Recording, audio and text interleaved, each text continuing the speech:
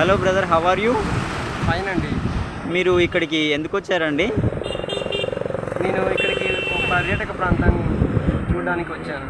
సముద్ర తీరం, ఒక ఆహ్లాదకరమైన ఈ వాతావరణాన్ని ఆస్వాదించడానికి ఇక్కడికి వచ్చాను. ఇక్కడ ఈ ప్రాంతానికి వచ్చిన తర్వాత దేవుడి యొక్క గొప్పతనం, దేవుని యొక్క సృష్టిలోని ఔన్నత్యం చాలా గొప్పగా అనిపిస్తుంది. నాకు చాలా సంతోషంగా ఉంది. ఓకే. అయితే ఇక్కడికి వచ్చిన తర్వాత నాకు ఒక మాట గుర్తొస్తుంది. ఏంటి అని అంటే, దేవుడు ఎంత గొప్పవాడు, దేవుడు ఎంత ఉన్నతమైన వాడు, దేవుడు అంత ఆయన అనంత సృష్టిని కేవలం నోటి మాట సృష్టించిన ఆయన యొక్క మహత్యం ఏంటో ఈ ప్రాంతాన్ని చూసిన తర్వాత నాకు ఎంతో తేటతెల్లం అవుతుంది.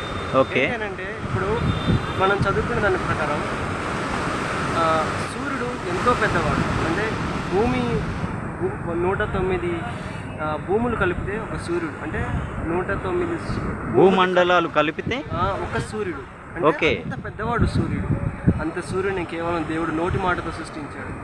ఆయన గొప్పతనం ఎంత గొప్పది కదా. ఈ సముద్రమే అనంతంగా అనిపిస్తుందంటే ఈ భూమి ఇంకెంత అనంతమైనది, ఆ భూమిలో ఇంకా సూర్యుడు ఎంత అనంతమైన వాడు, చాలా గొప్పది. ఇంకా గొప్ప విషయం ఏంటి అని అంటే, దేవుడు కేవలం నక్షత్రాలను కూడా ఆయన కేవలం నోటి మాటతో సృష్టించాడు.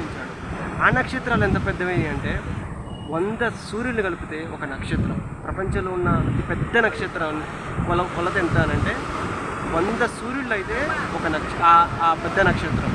అది కూడా దేవుడు మాటతోనే సృష్టించాడు. అయితే అటువంటి నక్షత్రాలు కొన్ని వేల కోట్లు ఉన్నాయి.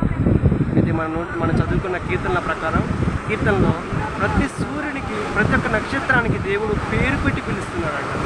అంత గొప్ప దేవుడు కదా ఆయన, అంత గొప్ప. అంటే మళ్ళీ ఇంకోటి ఏంటి అంటే, ఒక్కొక్క నక్షత్రానికి ఇంకొక నక్షత్రానికి ఎంతో డిస్టెన్స్ ఉంది. అంటే ఎంతో డిస్టెన్స్, ఒకదానికి ఇంకో దానికి చేరాలంటే కొన్ని వందల సంవత్సరాలు పడుతుంది. అట్లాంటి నక్షత్రాలు కొన్ని కోట్లు ఉన్నాయి. దీన్ని బట్టి చూస్తే మనకి దేవుని యొక్క మహోన్నతం, మహాత్మ్యము, దేవుని యొక్క గొప్పతనం మనకి విషదపరుస్తుంది. అయితే ఇంత ఉన్నతమైన వాడిని సృష్టించిన దేవుడు ఇంకెంత ఉన్నతమైన వాడు, ఇంకెంత గొప్పవాడు అయి ఉంటాడు. ఆయన సమీపించడం ఎంత కష్టతరమైన విషయం. అందుకనే మహాకాశాలు పట్టజాలని తేజో మహిమ చేత నింపబడిన దేవుడిగా ఉన్నాడు. మానవ కన్ను అతను చూడలేదు, అతను చూసి బ్రతికి ఉండలేదు. ఇంత గొప్ప మహాదేవుడు.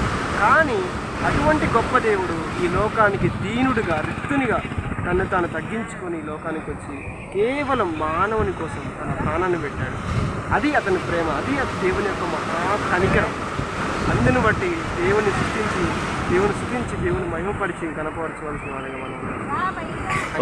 ఓకే బ్రదర్ గారు, మీరు దేవుని యొక్క ఔన్నత్యాన్ని, దేవుని నోటి మాట వలన కలిగిన ఈ సృష్టిని ఈ షార్ట్ టైంలో తెలియపరిచినందుకు మీ యొక్క ఈ స్పష్టమైన సవివరణ కొరకు మీకు నా హృదయపూర్వకమైన ధన్యవాదాలు బ్రదర్.